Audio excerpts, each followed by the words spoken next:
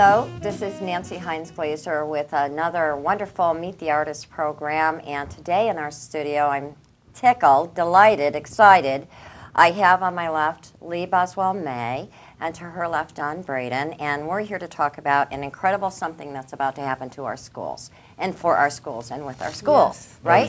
Yes. And that is the Jazz Masters in the Classroom Yes. program. And I want you, Lee, to start out and tell us all about that, and then we'll get to talk to the guy who's going to do that. Okay, Jazz Masters was a dream that a lot of us in the jazz community here in South Orange have had.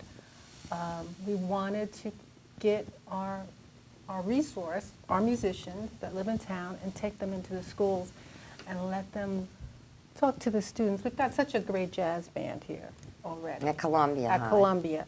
And we just want the musicians to be able to interact and maybe mentor the kids. And Judy Wookage at the Baird and Nick Santoro, who's the fine arts department here with the district, got together, wrote a grant, and we got a grant from the South Orange Maplewood Education Foundation, and we got it this year.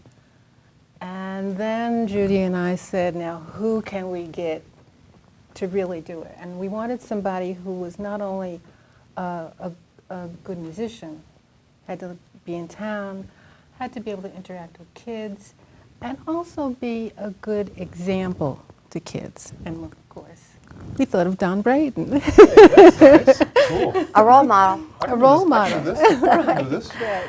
Cool. And he was kind enough to accept. And so it's a partnership between the Baird and the Baird Cafe program. You're going to be at the Baird. Correct. April 18th. April April 18th. 17th. 17th. April Okay. 7th. April 17th, Well, Saturday. we'll remind each other of that later. Yeah, and Yes. that's great. Yeah. So it's a real partnership, and I'm just so glad that And SOMAV, I know, has been funding a lot of specialty programs, and they've been doing great work, and this is people who believe in the schools and do a lot of extra hard work, bake sales, fundraisers continuously. Yeah. And, I mean, they've done a lot of things in the school for our kids. But this is the first time Yes. they've done this, because Yes. it was the first time it seemed, timing-wise, I think, Right. it could be done, if I understand. Right. Time was right. Everybody knows we're known for jazz around these two towns. Right. But the time was right for it to go now in to the kids, to the classroom. Right. Have a direct impact, not just listening, right? Right. Not just Involvement. playing, Right. right? Listening. Okay. Listening's Right. huge. Right. That's where you come in, Don, because Yes, you're indeed. going to be the one to implement this amazing program. Can you just give me an idea? Is it both schools, all schools, many schools? It'll be the South Orange Middle School, as I understand, and then the two bands that are in the Columbia High School. They have two bands, and I work with both of those bands.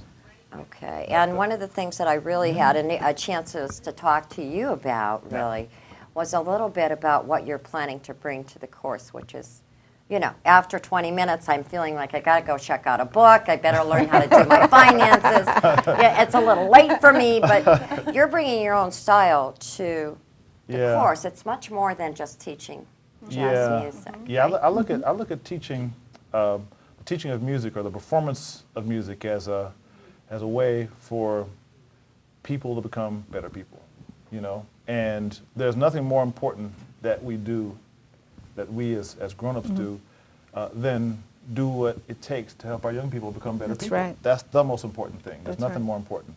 So then with that, I think of jazz education in a holistic way. And so that the ultimate goal is it's a multi-level, multi-dimensional thing. And it goes beyond learning to play scales well and having a good sound and all that stuff. That's all important from a musical standpoint. But then my larger educational vision definitely has to do with looking for ways to nurture one's love for oneself and one's ability to have love for others and to share, just to share, to have That's right. the experience of sharing and to be comfortable with sharing your emotions, expressing your emotions. I mean, to play scales well is all great, but to play passionately, to play with energy and passion, that is really what jazz is about. And then jazz has all these other elements within it, which is why I think jazz is a great metaphor for education in general, certainly for arts education, creative, expressive education. You've got, first off, the basic musical, technical, high priorities and high standards that have been set by the jazz tradition. It's very high. You have to have a great sound, play in tune, great rhythm, great articulation, great control of the instrument, great expressive and nuanced capabilities, great ability to listen, which is very, very, very key. One of the most important things we humans do with each other is listen. And certainly with regards to expressing yourself. Well, by yourself, you listen to yourself and that's cool, but it's not really about being by yourself. It's about your team. And most meaningful musical situations, not everyone, there's some great solo situations, but most of the meaningful ones are at least a team of two, if not larger. And listening to your teammates in any situation is absolutely essential. So one of the first things I bring to students is the skill of, the importance of listening and the skill of playing while listening while playing. That's pretty challenging to do, actually, for young people. It took me a long time to get it together, and it will take, some attention for that. Well, and we jumped right into this because I'm just so excited about it, but I didn't get a chance to really talk about your involvement in the music scene around here, which has been for many years through Giants of Jazz, with your husband, your late husband, Earl, right? Earl May. Earl May. Right, and you've been doing that how many years? I've been with Giants since 2004. I've been involved with the Baird for about that long, doing the cafe winter series, concert series, and the summer concerts in the park. And then to help my husband's dream, I bought Jazzmobile to Newark in 2008. We actually took music into the streets of the city, and we're going to try to do that again. That's a fabulous thing. And, I think, I don't want to go without saying this, but this was one of his dreams to take it to the school, is that correct? Absolutely. Take it into the school. That was his dream, and he felt that the kids were not hearing enough love songs, so he wanted to bring jazz, to reduce he said music reduces anger and frustration, and to take that into the schools as early as possible and help them, develop and express themselves in a positive way. Oh, yeah. And, forget you. I mean, I was going through all your things here that you've been doing. How many CDs? My head hurts. Billy, you're a composer, like a musical arranger. Correct. You're the director of jazz education, I think, or outreach for jazz education at NJPAC. Well, how many places are you? Jazz for Teens, yeah, okay. There's actually a very high-level senior staff that works on jazz education outreach within the organization of NJPAC itself. I just run Jazz for Teens, and I'm doing some other projects, but it's a great program. Yeah. And I do some other things, but there's Sandra Bowie, Sanaz Hodra, and the Jeff Griglack, and there's a whole team, Joanne Gibson, who runs Jazz for Teens with me, a whole team at NJPAC who are in the trenches, 40 hours a week, 50 hours a week, really cranking to make jazz education alive and vibrant within the region. Well, and I have to give a shout out on camera. He may not even get to watch me, but I met a nice man, Eddie Charles Blackwell. He's known as Eddie. He's an old jazz guy who played in the 40s. Do you know him? And I think for him, this, he's in his 80s. Ed Blackwell's a legend. I know. Well, and I met him in another way.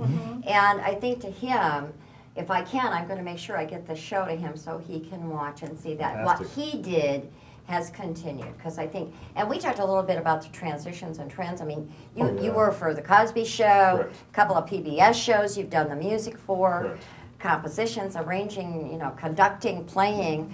But really, what I got such a kick out of you was that you really want to do this for the kids. You're just totally psyched about it. Big time.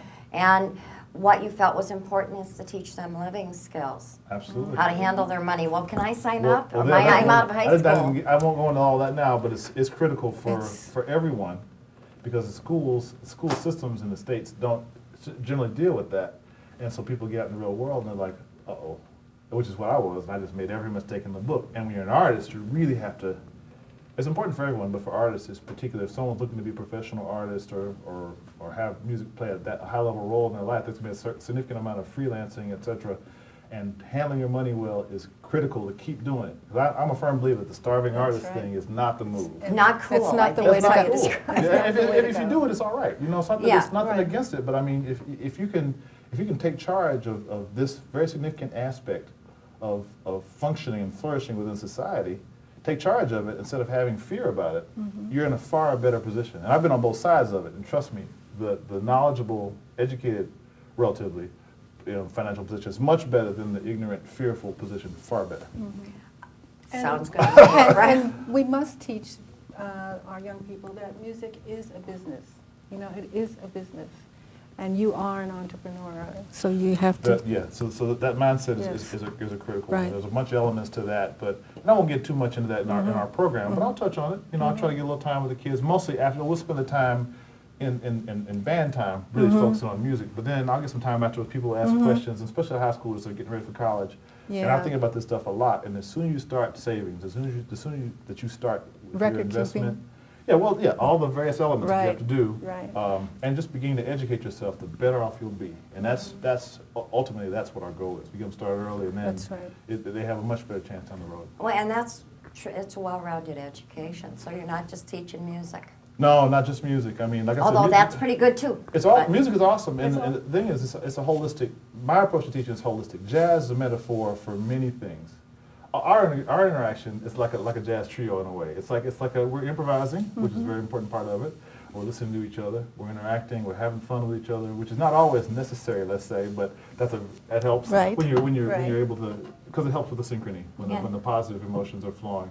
And there's a really human emotional bond that's kind of working with us as well, because we're dealing with something that we're passionate about, which is similar to what a jazz trio does. Right, and it makes better music. Is that right?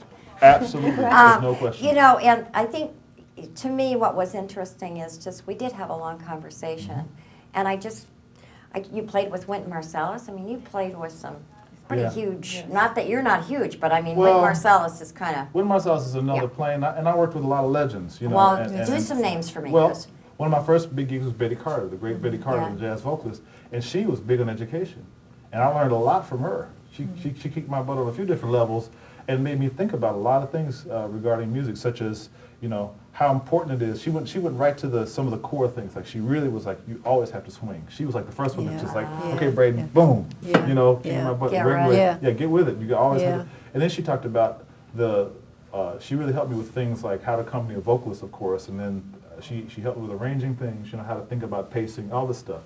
And I worked with Roy Haynes for a lot of years, and Roy Haynes was all about the melody. So he really taught me the importance of melody. So A you drummer got taught me something. that. Right. And you got Interestingly. something from Freddie- kind of everybody. Freddie Hubbard taught You- me consistency. Freddie Hubbard had the magic of Freddie Hubbard and Tony Williams both. Those two guys were the most consistent musicians. Well, Roy and Betty too. All these masters, legends, their consistency, their discipline, their passion, consistently, everything they brought it. When they came to the bandstand, Right. they brought it. They were Right. like, hey, I'm here. Right. These Yeah. people got their babysitters, they pay for parking, they pay for tickets. I'm gonna Let's do it. Let's do it. Well, you know, speaking of bringing it, we're about to bring on some music because we're almost ready to go to cut to break. Yep. And what we're going to do is have a chance to hear you and Kyle Kohler Yep. and Cecil Brooks III. Exactly. And the Don Braden Organic Trio. There you go. We're going to treat everybody, including the kids' family. Get ready for Don. He's coming to the schools. Thank you for helping make it happen. Thank you, Judy. Thanks for everybody for making this happen. Nick Santora, the schools, and SOMAtv. Anyway, we're going to take a break, and we're going to have some music, okay? All right. Thank you. Okay. Thank you. Don't turn that dial.